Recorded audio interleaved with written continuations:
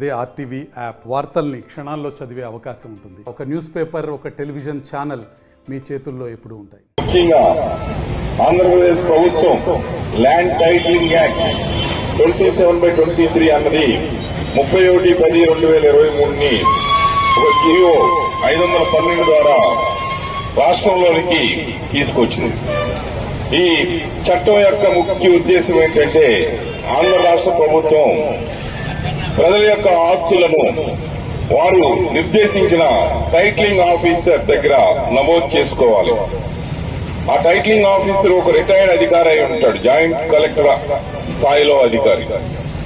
ఈ మనకున్న భూముల్ని ఏవైతే ఉంటాయో ఆ అధికారి దగ్గర మనము నమోదు చేసుకుంటే భూముల యొక్క ఒక చిట్టా అన్నదే ఒక బుక్ ని రిజిస్టర్ మెయింటైన్ చేస్తారు.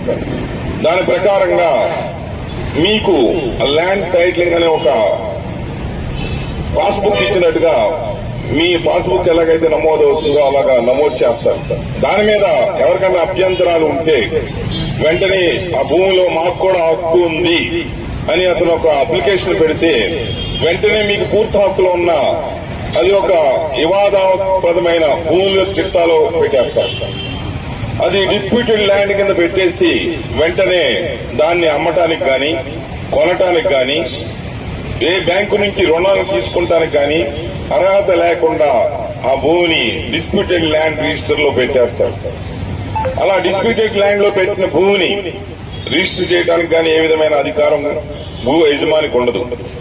వెంటనే ఎవరైతే డిస్ప్యూట్ పెట్టారో అతనితో రాజీ పడి గాని ఆ డిస్ప్యూట్ తేలి వరకు కూడా ఈ యజమానికి ఏ విధమైన హక్కు లేకుండా ఉండటమే ఈ భూ హక్కుల చట్టం అనే దాన్ని తీసుకొచ్చారు.